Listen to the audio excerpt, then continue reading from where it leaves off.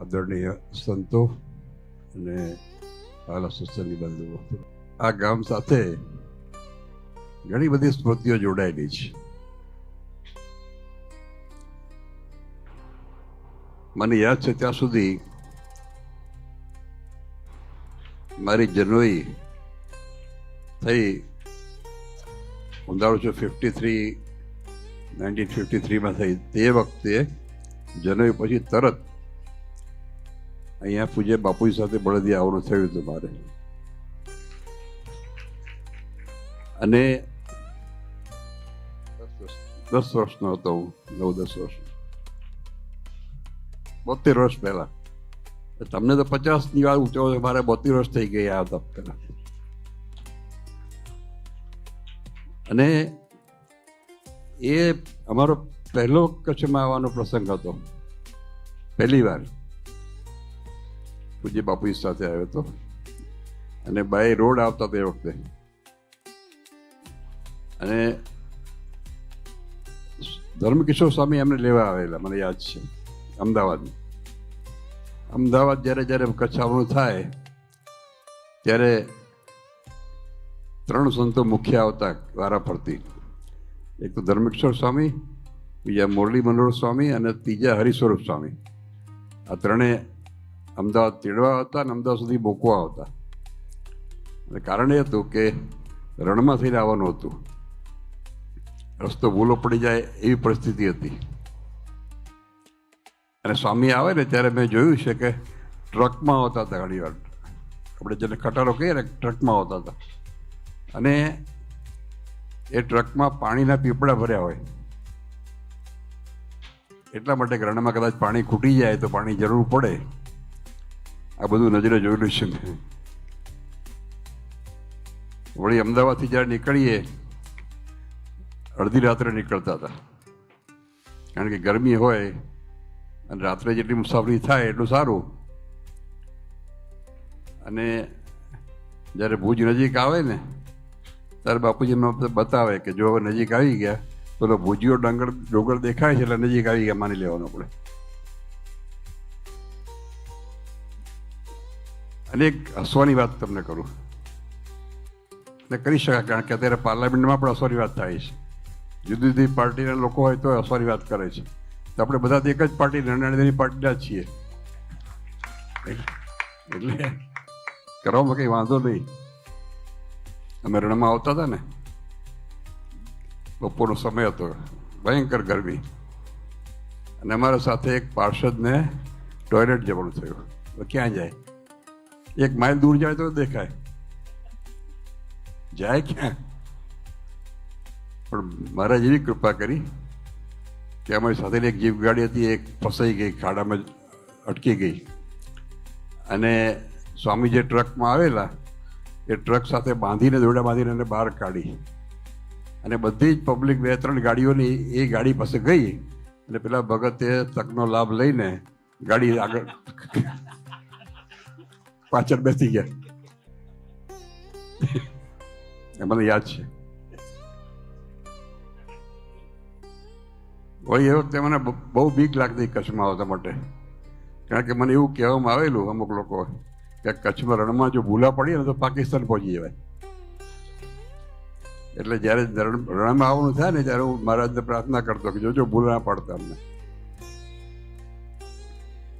સરસ સરસ સ્મૃતિઓ છે બધી. અને એ બળદિયાનો પ્રસંગ મને યાદ છે કે કરશન ગોપાલના ત્યાં ઉતારો હતો અમારો, ઉપર મેળી મકાન સામાન્ય હતું. અને એ વખતે હરિભક્તોમાં મોટા મોટા હરિભક્તો આવેલા, માવદાન કવિ પણ આવેલા. અને બાપુજી સાથે બેસીને ત્યાં ઉપર કવિતાઓની ચર્ચા બધી કરતા હતા અગાસીમાં. અને જે શોભાયાત્રા હતી એમાં ખીમજી રામજી, કદાચ નામ ભૂલી ગયો, એ ખીમજી રામજીએ રથ હાંક્યો હતો. એમને ચડાવ લીધો રથ બેસવાનો. અને હમણાં મેં રથ જોયા ને એવા જ રથ થતા બધા. અને રથમાં બેઠો હતો ને જ્યારે હરિભક્તો ચડી પોકારતા હોય ચારે બાજુ, અને નીચે કોઈ દેખાય જ નહીં, બધી લાલ પાઘડીઓ જ દેખાય હરિભક્તોની, કચ્છી પાઘડીઓ દેખાય. આ બધી ઘણી બધી મોટી મોટી સ્મૃતિઓ છે એને વાગોળીને ખૂબ આનંદ થાય છે. આપણે અમારું સન્માન કર્યું તો મને ગમ્યું. કેમ ગમ્યું ખબર છે?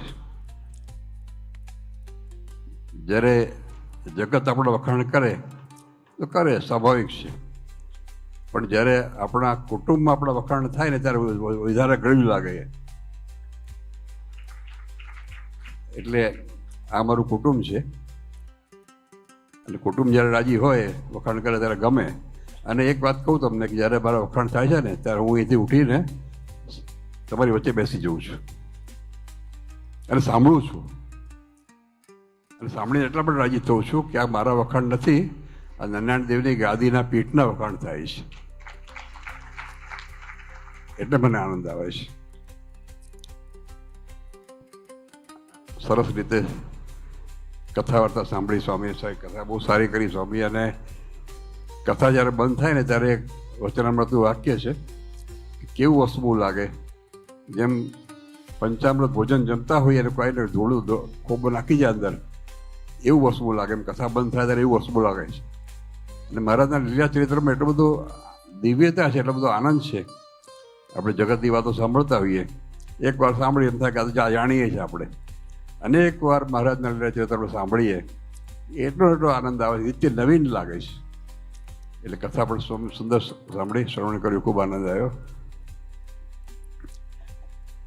આ બધું પણ શા માટે કરીએ છીએ? ઉત્સવ, યજ્ઞ, પાટોત્સવ આ શા માટે કરીએ છીએ? એનું એક જ કારણ છે કે જગતનો બહુ ઓછો થાય અને મહારાજ પ્રત્યે આત્મિક આકર્ષણ વધે, એના માટે આ બધું હોય સાધન.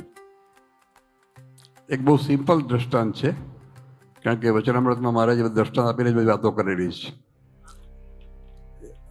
અને કાલ્પનિક દ્રષ્ટાંત છે, સાચું ને, કાલ્પનિક દ્રષ્ટાંત છે. અવકાશયાત્રી જતા હતા આકાશમાં, અને એના અવકાશયાનના બધા યંત્રો બંધ થઈ ગયા.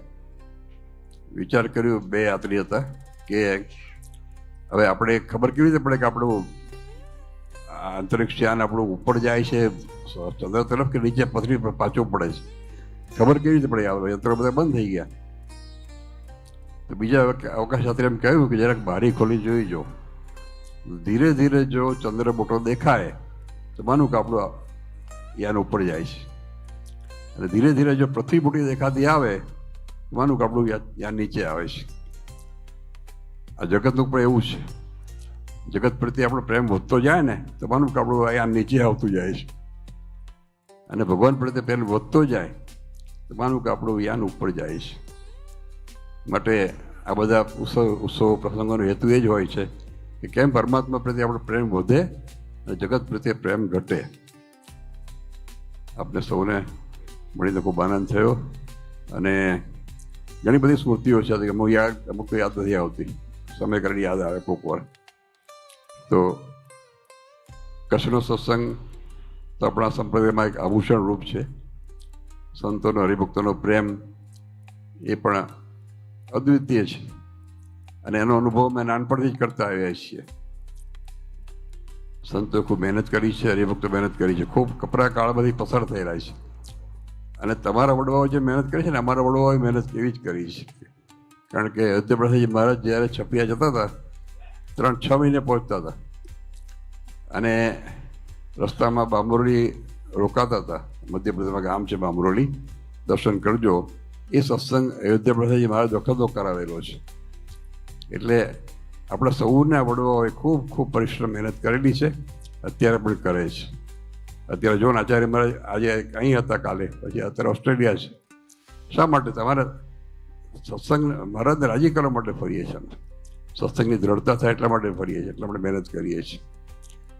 એટલે ખૂબ આનંદ થયો. અને આપણો કચ્છનો સત્સંગ નારાયણ છત્ર થાય. આપણી પાસે તો સ્વામી હમણાં ગઢપુરની વાત કરીને, ગઢડા સ્વામીના, આપણી પાસે છપિયા સ્વામિનારાયણ છે.